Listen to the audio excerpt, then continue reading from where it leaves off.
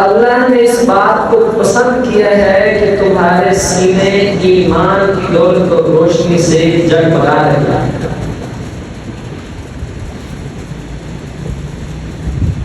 سینے ہو تو ایمان سے منور، چمکتے ہوئے دمکتے ہوئے روشن اور عیان، اور اسی ایمان کی وجہ سے شاداب اور منور تبسم والے سینے، ایسے سینے کے جو مسکرا رہے ہیں، کیونکہ اس میں بڑا انمول موتی اور بڑا قیمتی ہیرا لگا ہے۔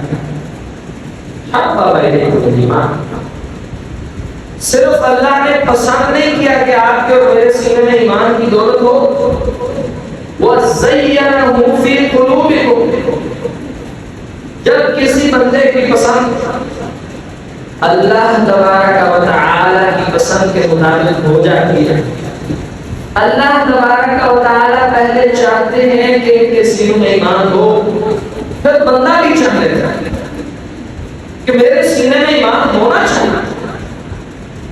وَزَيَّنَهُ فِي قُلُوبِكُمْ، اللہ رب العزت پھر اپنے فضل سے ایسے سینوں کے اندر ایمان کو خوبصورت بنا کے رکھتے ہیں۔ وَكَرَّهَ إِلَيْكُمُ الْكُفْرَ وَالْفُسُوقَ وَالْعِصْيَانَ،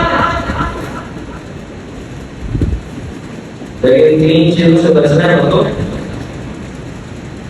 اگر یہ تین خبیث اور ذلیل اور پلید چیزیں اگر یہ سینے میں جگہ بنانے لگی، جیسے حسد کے بارے میں نبی علیہ السلام نے فرمایا، حسد نیکیوں کو ایسے کھا جاتا ہے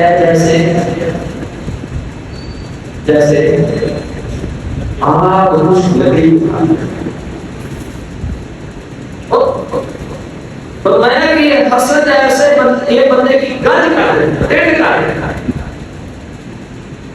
وَلَكِنْ تَحْلِمُ الدِّينَ، گھٹ سے مراد یہ نہیں ہے کہ بندے کے سر پہ بال ختم ہو جاتے ہیں اس حسد کی وجہ سے، کیونکہ یہ دل کا گناہ ہے۔ اس حسد کی وجہ سے انسان ایمان سے ایسے گنجا ہو جاتا ہے جیسے تندر گن کمانے کے بعد سر بال سے خالی ہو جاتے ہیں، اسی طرح دل ایمان سے خالی ہو جاتے ہیں۔ اچھا، آپ نے تو تین چیزوں سے بچنا ہے۔ وَكَرَّهَ إِلَيْكُمُ الْكُفْرَ، تین چیزیں اللہ نے تمہارے لیے انتہائی ناپسندیدہ قرار کیا۔ پہلا الکفر والعصیان، اور کفر سے مراد صرف یہ نہیں ہے کہ کوئی اللہ کے علاوہ کسی اور کا نعرہ لگا کے اس کو مالک سمجھے، اس مورتی کی عبادت کرے۔ قرآن حکیم نے کہا ہے لَئِن شَكَرْتُمْ لَأَزِيدَنَّكُمْ، اگر تم میرا شکر کرو گے تو ہم تمہیں اور دیں گے، لیکن اگر تم نے کفر کیا پھر جان لو کہ میرا عذاب بڑا شدید ہے۔ کفر سے مراد ناشکری، اللہ کو انتہائی ناپسندیدہ ہے کہ سینوں میں اللہ تعالیٰ ایمان بھر دے، اس ایمان کو مزین کر دے، خوبصورت کر کے سینوں میں اس کی آرائش کرے، اس کو دل میں جگہ عطا فرمائے، بندے کو ایمان کی استقامت عطا فرمائے، پھر اس کے بعد بندہ کفر کی طرف بڑھے، یا کفر سے بعد چھوٹا کفر ناشکری ہے۔ یعنی ہم یوں بھی سمجھ سکتے ہیں ایمان لانے کے بعد اگر دنیا کی کوئی نعمت بھی انسان کے پاس نہ ہو تو اسے پھر بھی اختیار نہیں کرنا چاہیے۔ یہ نعمت ہے کیونکہ جس دل میں ایمان کی نعمت آتی ہے وہاں دنیا کی ساری نعمتیں ایسے کھینچی چلی آتی ہیں جیسے مقناطیس کی طرف کوئی چیز کھینچ چلتا ہے۔ تو چھوٹی بات ہے۔ وَكَرَّهَ إِلَيْكُمُ الْكُفْرَ وَالْفُسُوقَ، اور اللہ تعالیٰ نے والعصیان، نافرمانی کو ناپسند، والعصیان، اور گناہ کو ناپسند کیا۔ اولئک هم الراشدون، فلاح پانے والوں کی یہ تین نشانیاں، ان تین عیبوں سے بچتے ہیں۔ ایمان سینے میں مزین اللہ کے فضل سے کروا دیے، جب اللہ اس پہ استقامت دے دے، پھر اس میں آگے بڑھتے چلے جاتے ہیں، یہ وہ لوگ ہیں جو ہر حال میں فلاح ہوگا۔ اللہ تعالیٰ ہمیں اس کے اب ایمان کے ساتھ ایک بڑا قیمتی ایمان ہے نبی علیہ السلام کی محبت، جیسے اللہ کے ایمان ہے اسی طرح نبی علیہ السلام پہ ایمان، یہ وہ نور ہے جو آپ کے اور میرے سینوں میں موجود ہے۔ کسی علم میں پیارے نبی کی محبت صلی اللہ علیہ وسلم صرف نام کی حد تک ہے، کلمے کی حد تک ہے، کسی کے احساسات اور جذبات جو اس کا ایمان سینے میں بڑھتا ہے اپنے نبی کے ساتھ تعلق میں، تو اس کے ایمان کی روشنی بڑھتی چلی جاتی ہے، محبت مصطفیٰ میں وہ شدید تر ہوتا چلا جاتا ہے، اس کا فیصلہ آپ 2 منٹ میں کر سکتے ہیں۔ نبی علیہ السلام معروف واقعہ آپ نے سن رکھا ہے، عمر فاروق سے فرمایا کہ عمر مجھ سے کتنی محبت کرتے ہو؟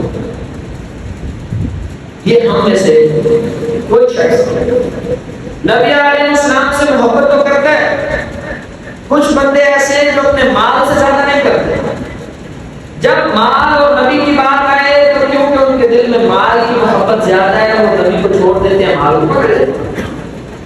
کچھ بندے محبت تو کرتے ہیں نبی علیہ السلام سے مگر جان سے زیادہ، جب جان لینے کی بات آئے تو نبی کو چھوڑ دیتے ہیں، جان سنبھال لیتے ہیں۔ کچھ بندے محبت تو نبی علیہ السلام سے کرتے ہیں مگر وقت اپنی مصروفیت کو زیادہ ترجیح دیتے ہیں، جب وقت ہے نبی کی محبت کا اور دوسرا آپشن ان کا اپنا وقت ہو، ایک طرف نبی کی محبت ہو، نبی کی محبت چھوڑ دیتے ہیں، اپنا وقت قیمتی سمجھتے ہیں اور نہیں دیتے اللہ کے نبی کو صلی اللہ علیہ وسلم۔ اب یہی سوال حضرت عمر سے پوچھا اللہ کے رسول صلی اللہ علیہ وسلم کہ عمر آپ مجھ سے کتنی محبت کرتے ہیں؟ وَقُولُوا قَوْلًا سَدِيدًا، بات کریں تو میں اللہ کے رسول صلی اللہ علیہ وسلم میں اپنے مال سے اپنی ساری چیزوں سے زیادہ آپ سے محبت کرتا ہوں مگر جان سے زیادہ نہیں کرتا۔ لا يؤمن احدكم، غور کرے تم میں سے کوئی ایمان والا ہو ہی نہیں سکے۔ اچھا ابھی تو ہم نے پڑھا سورۃ الحجرات میں اللہ رب العزت فرما رہے ہیں کہ ہم نے خود تمہارے سینوں میں ایمان کو روشن کیا، ہم نے ایمان کو پسند کیا۔ اس حدیث مصطفیٰ میں ہم پڑھ رہے ہیں کوئی بندہ ایمان والا ہو ہی نہیں سکتا، کسی سینے میں ایمان کی پرورش ہو ہی نہیں سکتی، کوئی دل ایسا ہے نہیں جس میں ایمان کو اللہ نے خوبصورت کیا ہے۔ اچھا کیوں؟ جب تک وہ ایک کام نہ کرے، لا یؤمن احدکم حتی اکون احب الیہ من ولدہ ووالدہ والناس اجمعین، تم میں سے کوئی بندہ اس وقت تک ایمان والا ہو ہی نہیں سکتا جب تک اپنی اولاد سے زیادہ محمد سے محبت نہ کرے، اپنے والدین سے زیادہ یعنی محمد سے محبت نہ کرے، اور آخری درجہ اپنی جان سے زیادہ محمد سے کرے گا، پھر ایمان ہوگی۔ اس سے پہلے ایمان والے ہونے کا تصور ہی ہے۔ حضرت عمر رضی اللہ عنہ فرما رہے ہیں اے اللہ کے رسول مجھے بات سمجھا، اب میں نے اپنا فیصلہ بدل لیا، میں کہتا ہوں کہ ترجیحات کی بات ہوتی ہے، صرف بندے کی ترجیحات اس نے سیٹ کی ہوتی ہے اپنے ذہن میں، کسی نے اپنی ترجیحات میں لسٹ اور لائن بنائی ہوئی ہے، اصول بنایا ہوا ہے کہ میری ترجیحات میں سب سے اہم کام میرا نماز ہے، وہ نماز کے لیے گاڑی بھی چھوڑ سکتا ہے، دکان بھی بند کر سکتا ہے، پڑھائی بھی ختم کر سکتا ہے، کھانے کو بھی لیٹ کر سکتا ہے، مہمان سے بھی معذرت کر سکتا ہے، کیونکہ اس کی ترجیحات میں نماز سب سے اہم ہے۔ بس یہ خطبہ جمعہ ہے، آپ نے اور میں نے اپنی ترجیحات میں اللہ رب العزت کے بعد دوسرے نمبر پہ جناب محمد صلی اللہ علیہ وسلم کو رکھ دیا۔ اب حضرت عمر فاروق نے کوئی عمل تھوڑی کیا، لیکن یہ جو سوچ، یہ جو عقیدہ، یہ جو نظریہ ہے، یہ عمل سے پہلے ہوتا ہے۔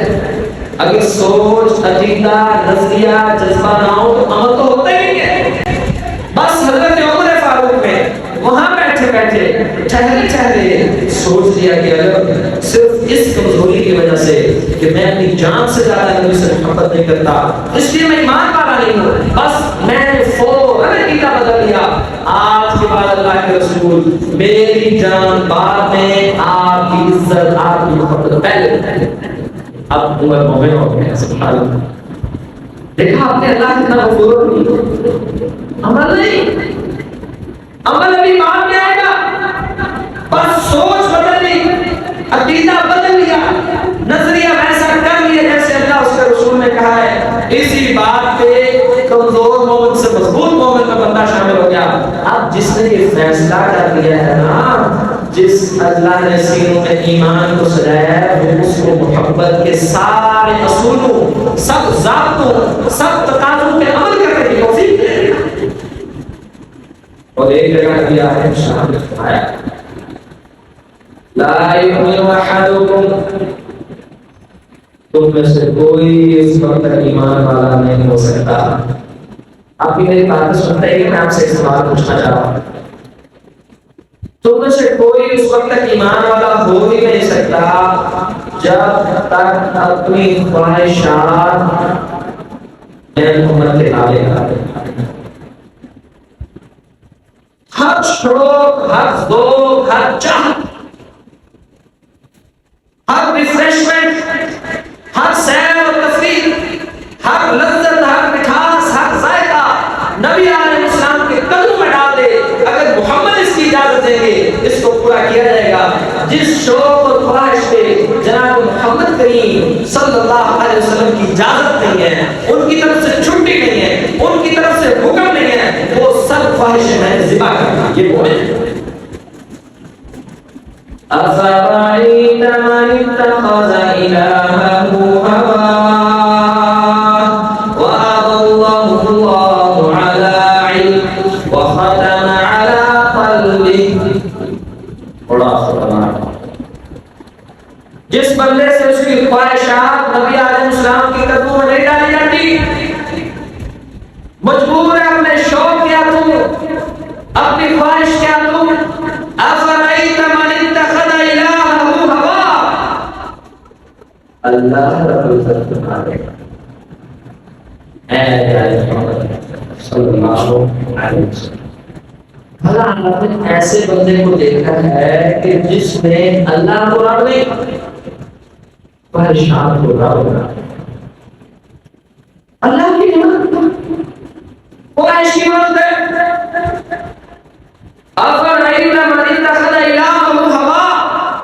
آپ نے بھلا دیکھا اس بندے کو جس کا معبود مالک الملک احکم الحاکمین نہیں ہے، جس کا نبی جناب محمد نہیں ہے، اس کا رب اس کی خواہش اور چاہت ہے، اس کا نبی اس کی لذت ہے، اس کے جذبے ہیں. وَأَضَلَّهُ اللَّهُ عَلَىٰ عِلْمٍ. یہ ایسا بد نصیب ہے. ہم نے علم کے بارے میں اصول بنایا ہے إِنَّمَا يَخْشَى اللَّهَ مِنْ عِبَادِهِ الْعُلَمَاء. علم کی تعریف یہ ہے جس سینے میں علم آتا جاتا ہے وہ اللہ سے ڈرتا چلا جاتا ہے، وہ عالم بن جاتا ہے. اس کے عالم بننے کی وجہ سے اس کے دل میں خشیت پیدا ہوتی ہے.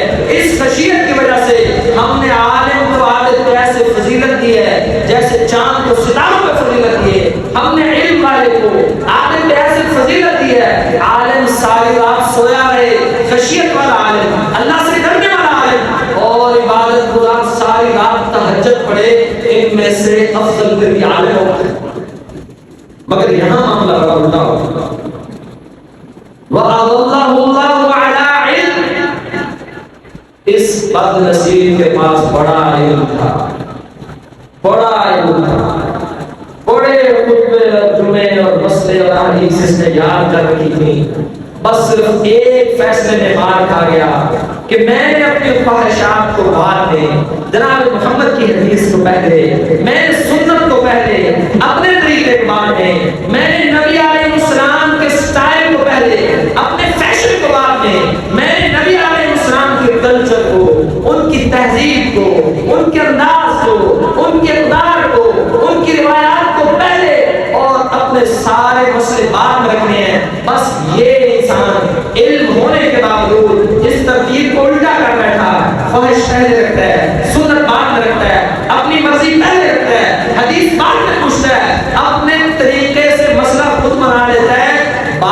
پوچھتا ہے کہ محمد کا کیا طریقہ تھا؟ وَأَضَلَّهُ اللَّهُ عَلَىٰ عِلْمٍ، اللہ نے اس ظالم کو علم ہونے کے باوجود گمراہ کیا۔ فَمَن يَهْدِهِ مِن بَعْدِ اللَّهِ، خطبہ سنتے ہیں؟ میں آپ سے پوچھتا ہوں فَمَن يَهْدِهِ مِن بَعْدِ اللَّهِ، اس بندے کو اللہ کے بعد کون ہدایت دے گا؟ مَن يَهْدِ اللَّهُ فَلَا مُضِلَّ لَهُ وَمَن يُضْلِلْهُ فَلَا هَادِيَ لَهُ، جس کو اللہ گمراہ کر دے اس کو کون ہدایت دے سکتا ہے، اور جس کو اللہ ہدایت دے دے بھلا اس کو کوئی گمراہ کر سکتا ہے؟ اب اس نے صرف خواہشات کو معبود بنایا ہے، اللہ نے اس کو گمراہ کر دیا ہے۔ صرف گمراہ نہیں کیا، یہاں سے سمجھیے ساتھیوں، اللہ کسی کو گمراہ نہیں کرتا، اللہ ہر ایک کو ہدایت دیتا ہے۔ جب بندہ گمراہی کا فیصلہ کرتا ہے، جب بندہ الٹے ڈیسیژن لیتا ہے، جب بندہ ترتیب غلط کرتا ہے، پھر اس کا مطلب ہے بندہ خود گمراہ ہونا چاہتا ہے، کیونکہ وہ گمراہ ہونا چاہتا ہے اللہ تعالیٰ اس کی رسول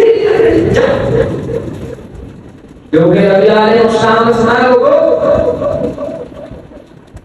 یہ دنیا بڑی حقیر چیز ہے، کوئی اللہ سے مانگے کوئی نہ مانگے اللہ سب کو دینی ہے، اور اس کی دلیل ہے کہ کافروں کے پاس دنیا مومن سے زیادہ ہے۔ لیکن یاد رکھو میرے ساتھیوں بزرگوں دوستوں، اس قیمتی ہیرے کی قدر کا مت جانو، اس کو اپنی آنکھوں اپنی نگاہوں میں گراؤ مت۔ فرمایا یہ جو ہدایت کی نعمت ہے اتنی قیمتی نعمت ہے، اللہ صرف اس کو عطا فرماتا ہے جو اللہ سے مانگنا ہے، باقی کسی کو چھوٹی آپ سوچتے نہیں، غور و فکر نہیں کرتے کیوں ہر نماز میں اهدنا الصراط المستقیم، اللہ سیدھا راستہ۔ نبی علیہ السلام کی دعاؤں میں سے یہ تحفہ ہے میرے بھائیو، آپ کو یہ مشورہ ہے، آپ کو اس دعا کو ورد کا حصہ بنائیں۔ یا مقلب القلوب، اے دلوں کو الٹ پلٹ کرنے والے، نبی علیہ السلام نے فرمایا لوگوں کے دل اللہ کی دو انگلیوں میں، اللہ تعالیٰ جدھر چاہتے ہیں اس کو گھما دیتے ہیں، اور یہ اللہ کی چاہت بندوں کی چاہت کے مطابق ہوتی ہے۔ اِنَّا هَدَيْنَاهُ السَّبِيلَ إِمَّا شَاكِرًا وَإِمَّا كَفُورًا، ہم نے انسان کو مجبور نہیں کیا ہوا، ہم نے اس کے سامنے دو راستے بڑے واضح کر دیے ہیں، اب اس کی مرضی ہے جنت والوں میں سے ہو جائے جہنم والوں میں سے ہو جائے۔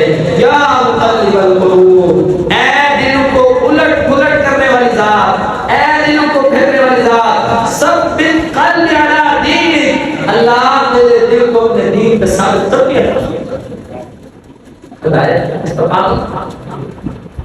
یا مصرف القلوب ثبت قلبی علی طاعتک، اے دلوں کے رنگ بدلنے والی ذات، کیونکہ یہی دل ہوتے ہیں کلا بل ران علی قلوبہم، خبردار کہ ان کے دلوں کے سنگ چڑھ گئے، دلوں پہ سنگ لگا جاتے ہیں۔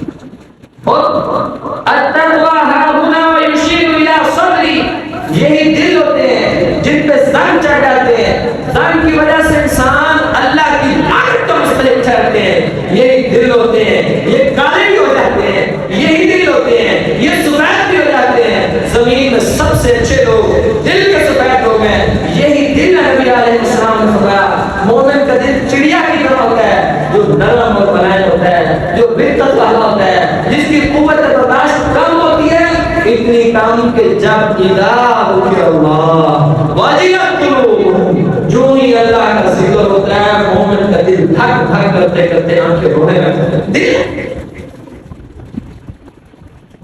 اور یہی دل ہوتے ہیں مومن دل کا نرم، اور دوسری طرف تکبر کرنے والا، بغض کرنے والا، بدلے لینے والا، انتقامی سوچ رکھنے والا، حسد کی پرورش کرنے والا، ہر ایک کو حقیر جاننے والا، لہجے میں سختی کرنے والا، اخلاق میں بد اخلاقی کرنے والا، رویوں میں انتہائی بدتمیز، اس کا دل سخت ہو گیا ہے، اس کو کسی کے احساس کی سمجھ نہیں آتی، اس کو پتہ نہیں لگتا کہ چھوٹوں میں شفقت کیا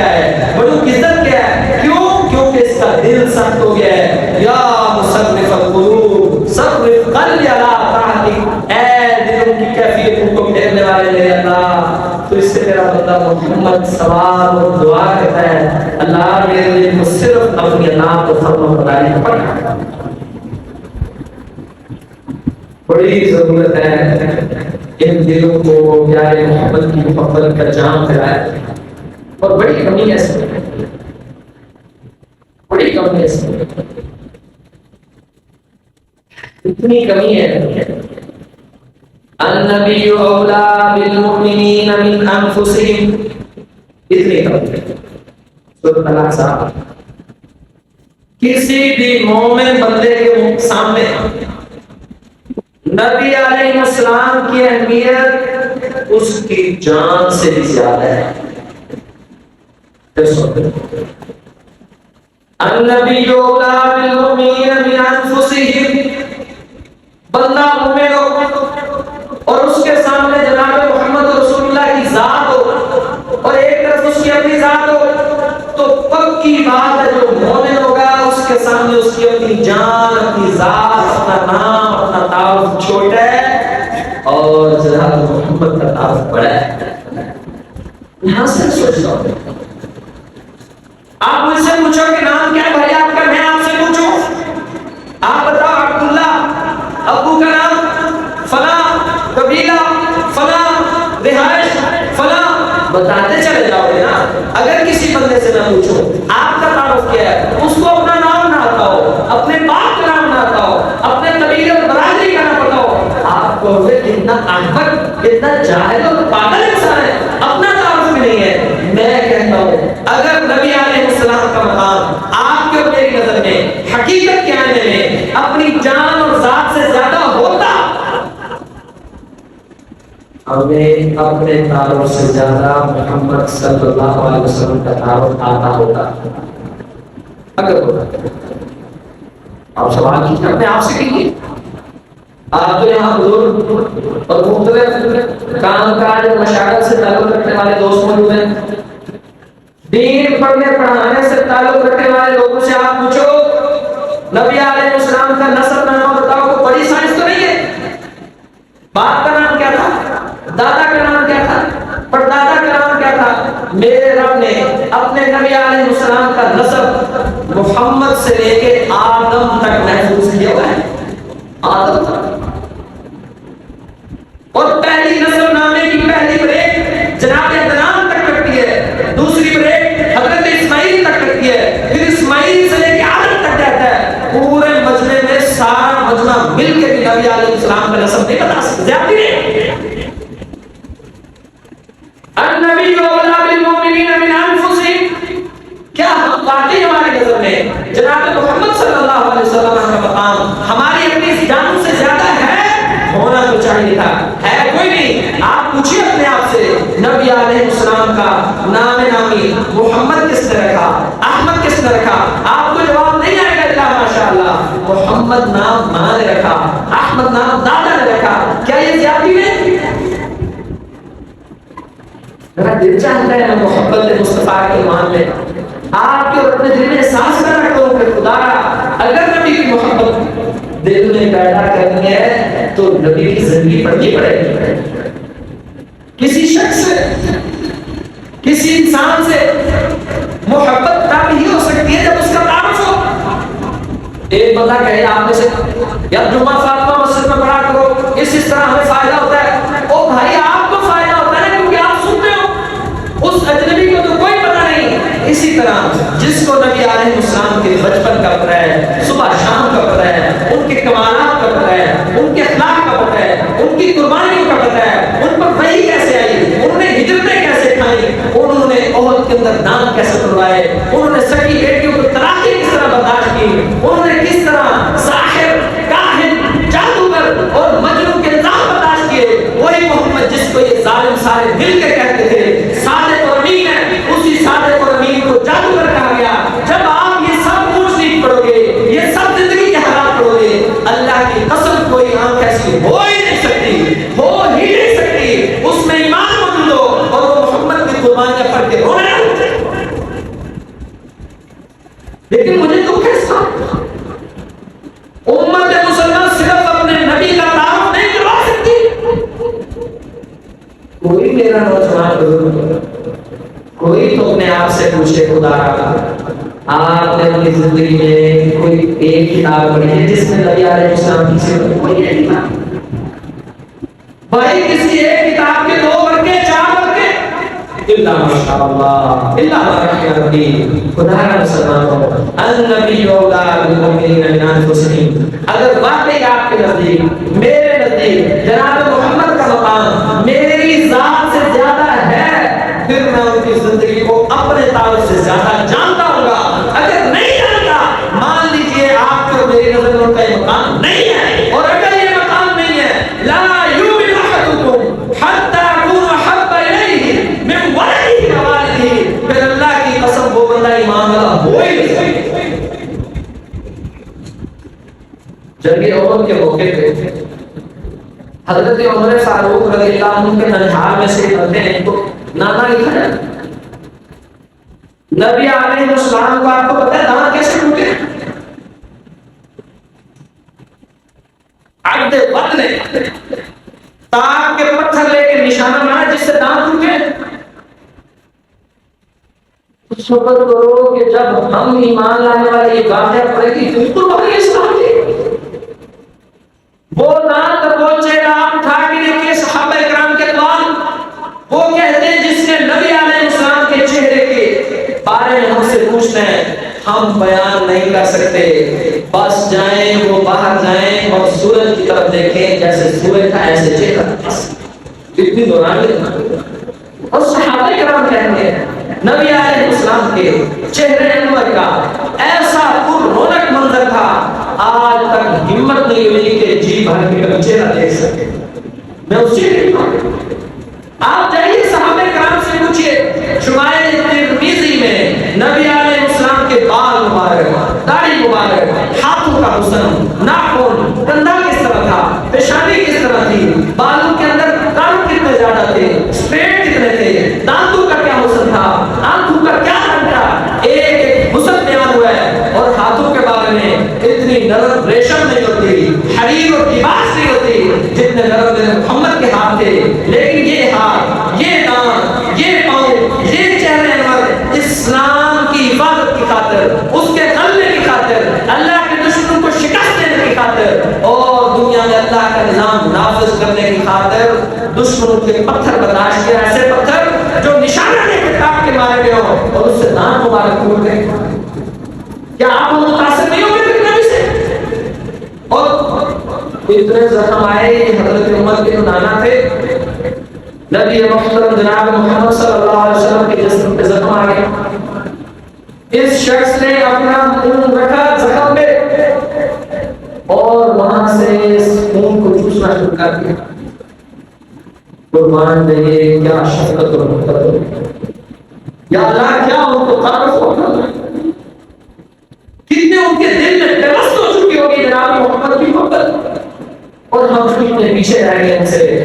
اس لیے ہم کامیاب نہیں ہو سکے اس لیے ہم بڑی کمزوری میں ہیں. اپنا منہ رکھا زخم سے خون چوسنا شروع کیا. نبی علیہ السلام نے فرمایا خون باہر پھینک دو کیونکہ اسلام نے خون کو حرام قرار دیا ہے. اب یہ اس کی اپنی محبت ان کا اپنا طریقہ اس نے اس خون کا خون بھر کے پی گیا. نبی علیہ السلام نے فرمایا جس نے جنت کی دیکھنا ہے اس بندے کو دیکھے جنت کی. اس کے پیچھے محض ایک چیز تھی اس کو محبت بڑی شدید تھی بس اس سے رہا نہیں کیا وہ اس محبت میں بے قابو ہو گئے.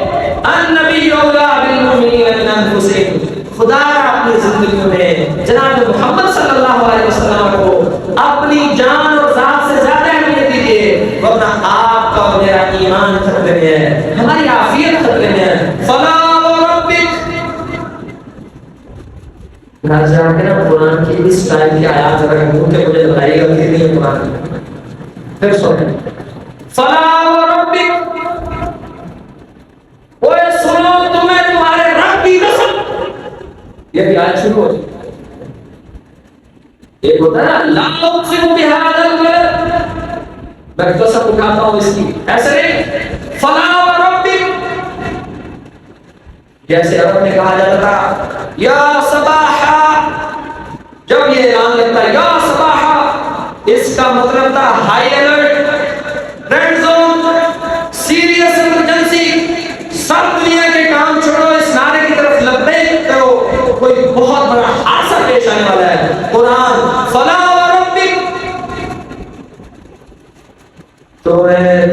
تمہارے رب العزت کی قسم، یا رب کو اپنی قسم، لا يؤمن احدكم فلا وربك لا يؤمن احدكم حتى يحكموك فيما شجر بينهم ثم لا يجدوا في انفسهم حرجا مما قضيت ويسلموا تسلیما۔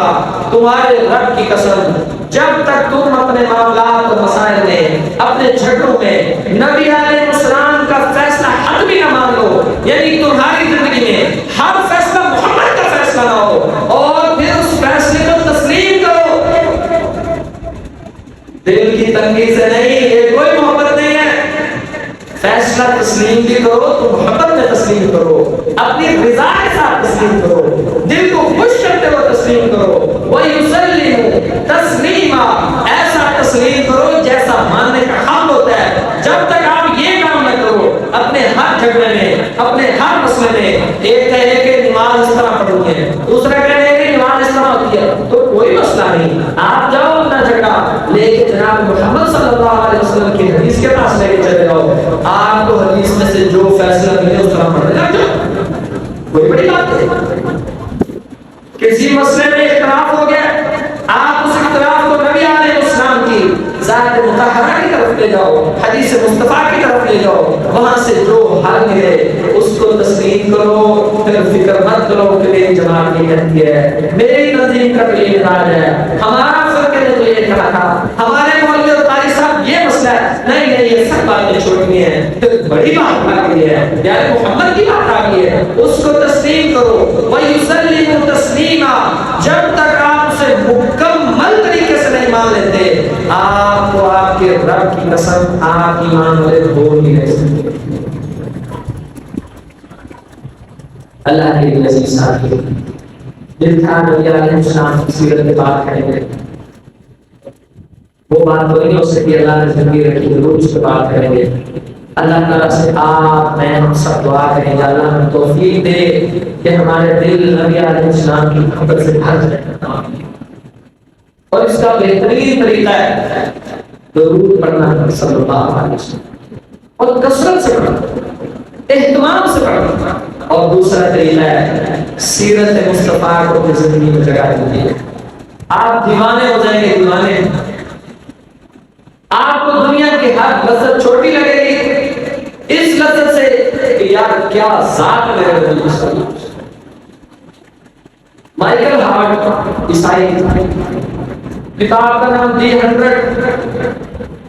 اب آپ اسلام اور مسلمانوں کے نظریے سے ذرا ہٹ کے تھوڑا سوچیں، اگر کوئی بندہ دنیا میں تجزیہ اور تحقیق اور ریسرچ کرنے اٹھے کہ کون سا انسان تھا جو دنیا میں سب سے زیادہ کامیاب رہا ہے، یہی کامیابی ہوتی ہے نا، دنیا میں مال بھی بڑا ہو، فتح بھی بڑی بگڑے، علاقے بھی اس کے زیر تسلط ہو، اس کا ذکر خیر بھی جاری ہو، اور آج تک لوگ اس پہ گن گاتے ہو، اس کی زندگی اور سیرت میں سے ایک ایک پہلو ایسا ہو عقل تنگ رہ جائے، یہی کامیاب لوگوں کی نشانی ہوتی ہے۔ اس مائیکل ہارٹ نے اپنے بے شک عیسائیت کا تعصب لے کے یا بغیر تعصب کے دنیا میں 100 عظیم ترین انسانوں پہ تحقیق کرنی شروع کی۔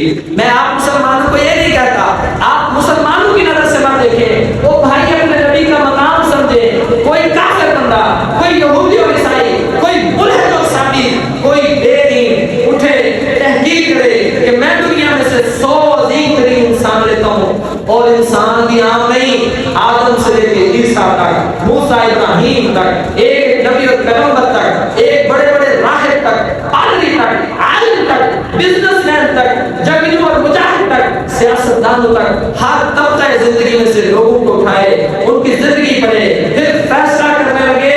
ایک کافر بھی اگر محمد صلی اللہ علیہ وسلم کی زندگی کو پڑھے، ان کی قربانیوں کو دیکھے، ان کی کاوشوں کو دیکھے، تو مائیکل ہارٹ کہتا ہے دنیا کے 100 عظیم ترین انسانوں میں سے پہلا نمبر محمد صلی اللہ علیہ وسلم۔ اس کا مطلب ہم کسی بھول نہیں، اس کا مطلب ہم اتنے قیمتی اور انمول موتی کو حاصل کرنے سے محروم ہیں، ہمیں اپنے نبی کی قدر نہیں، معاذ اللہ، اور واقعی یہ وفاداری نہیں ہوتی. وفادار ایسے نہیں ہوتے. وفادار تو آخری دم کے ساتھ چلتے ہیں, پڑھتے ہیں. وعدے کیے ہوئے آپ نے اور ہم نے, الستو بربکم قالوا بلی لا الہ الا اللہ محمد رسول اللہ. آپ اور ہم نے وعدے کیے ہوئے اللہ سے, یا اللہ تیرے علاوہ معبود کوئی نہیں, اور نبی آخر الزمان محمد صلی اللہ علیہ وسلم قائد رہبر و رہنما ہے, ان کی محبت میں زندگی گزاریں گے. قل ان صلاتی و نسکی و محیایا. اور بھائی آپ نے میں نے وعدے کیے ہوئے اللہ سے, اللہ زندگی بھی کریں گے, یا اللہ موت بھی کریں گے, اللہ نماز بھی کریں گے, یا اللہ قربانی بھی کریں گے. اسی اللہ کے لیے خدا اپنے نبی علیہ السلام کی زندگی کو پڑھیے, غور و فکر کیجیے, آپ کو مسائل کا حل ملے گا. اور جب سینے محبت مصطفیٰ سے سرشار ہوں گے, ہر منزل آسان ہو جائے گا, ہر مشکل سہل لگے گی, ہر کام میں نیکی کا جذبہ نظر آئے گا. پھر آپ اور ہم وہ نہیں دیں گے جس کیفیت میں ہم ہیں. ہم واقعی قربانی کے اس جذبے پہ چلے جائیں گے جن کے بارے میں میرے رب نے کہا ہے کہ اگر تم ہدایت چاہتے ہو فَإِنْ آمَنُوا بِمِثْلِ مَا آمَنْتُمْ بِهِ فَقَدْ اهْتَدَوْا. پھر آپ دیکھیں گے آپ کو اپنی زندگی میں جناب صحابہ کرام کی طرح کی قربانیاں نظر آئیں گی. آپ کو اپنے اندر وہ پوٹینشل نظر آئے گا, وہ شوق نظر آئے گا جو شوق صحابہ کی زندگی میں تھا. کمال یہ تھا انہوں نے جناب محمد کے ساتھ زندگی گزاری ہے. آپ کا میرا کمال یہ ہوگا ہم نے اس زندگی کو پڑھا ہے, اس کو سوچا سمجھا ہے, اور اللہ سے دعائیں کی ہیں اللہ ہمارا سینہ کھول دے, یا اللہ ہمارے لیے آسان کر دے, اللہ اپنی محبت عطا فرما, اللہ اپنے نبی کی محبت عطا فرما. اور اس کا رزلٹ یہ نکلے گا, نبی علیہ السلام حوض کوثر پہ کھڑے کہیں گے یہ میرا امت ہے, اسے آج حوض کوثر پلایا جائے گا, اور اس کے پینے کے بعد کبھی کسی کو کوئی پیاس نہیں لگے گی. ہاذا ما کان عندی واللہ اعلم بالصواب.